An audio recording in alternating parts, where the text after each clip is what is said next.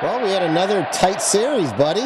I mean, Tigers win the series, but that could have been, again, it could have been a sweep for you guys, could have been a sweep for us. Well, probably not, considering game 2 was a fucking blowout by you guys.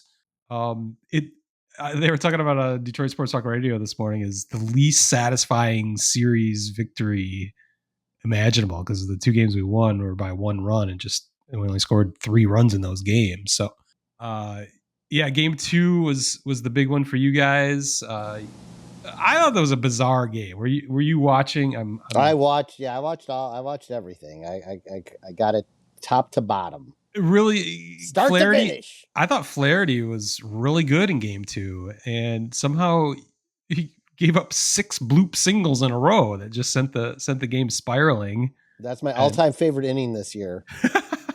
The Tigers bullpen came in. I believe they walked in a run, and that's my rule of thumb. Anytime my team walks in a run, I change the channel if there's something else on it, because it is the most fucking annoying thing possible. It is.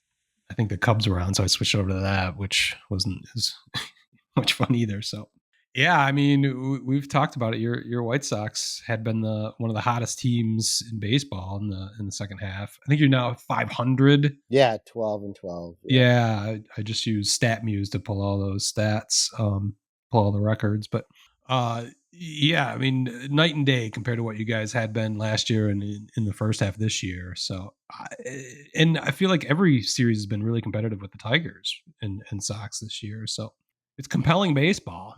Yeah, I mean, I know you got slammed with work, but that game yesterday was crazy because I didn't watch it. I was listening to it on the radio.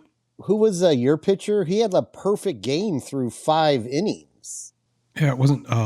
Chris Paddock was game 1. Flaherty was game 2. No, it's Troy Melton, who's Melton, right? Rookie who's probably destined for the bullpen at some point, but he's been so good since they called him up. He's kind of a vital piece of their rotation right now with all the injuries. So right, yeah, he's really good. He only had 97 innings pitched last year, or maybe it's 100 innings pitched last year, and he's at 97 already. Okay, yeah.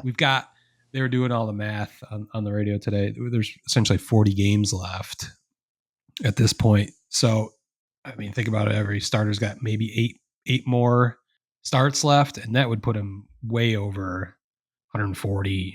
If he's averaging, that'd be 140 innings if he's averaging 5 innings a start. So I think they're going to have to move him into the bullpen just to conserve him, to hopefully have him available out of the bullpen in the playoffs or a spot start or whatever they need him for. So yeah, I thought he was good. I hadn't heard of most of your pitchers in this series. I don't think many people had.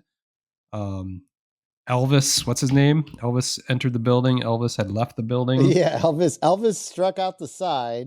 Yeah, your batters were just. That's why I think I said, are their bats glued to their bodies? I didn't want to complain. I don't want to complain. Oh, that was the worst. Yeah, I hate complaining about the strike zone, but when you threw that out there in the text, that boy, this strike zone is ridiculous. I'm like, oh my god, I was about to text you like the 25-inch wide zone today, because everything you were throwing up there in the first couple innings seemed like a strike. So yeah, just if it was over the plate area. Whether it was high or low, it was a strike. If it was a couple inches off the corner, sure, why not? Let's get this game over with. Yeah, that's the impression I got. But yeah, it was amazing that was 2-1. It was amazing that 3 runs were scored in that game with, as you called, the 25-inch plate at the rate. It was terrible. That ump should not be calling balls and strikes, but I was impressed in game 2, the game we won, with that Yandris Gomez. He struck out over 5 innings, struck out. That's who I'd never heard of. 7 of the Tigers hitters, 1 hit and 1 walk and 1 earned run over. They were hoping he would go 4 in that game. They got an extra inning out of him. And I don't even remember him. This is hilarious. He started the year off with us, and they were like, dude, you got shit to work on. They sent him down, and it was basically he was not consistently throwing strikes. So anyway, he's the guy I was like most impressed with in the series. The funny thing about the series, though, was of course we We won the run differential battle, +1. Oh, I forgot to calculate. Yeah, of course. +1, baby. Congratulations. Yeah, the that's it. Run differential. How we didn't win the series based on the run differential is beyond me. Because that makes you a good team. I know I've done that to you before. That makes you a good team, run differential. But anyway. Over 162 games, not 3.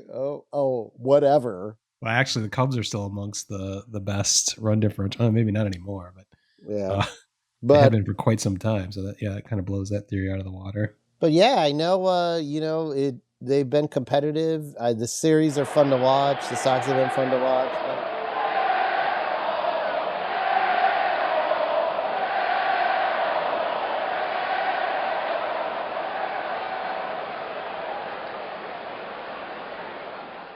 Word Hole Media.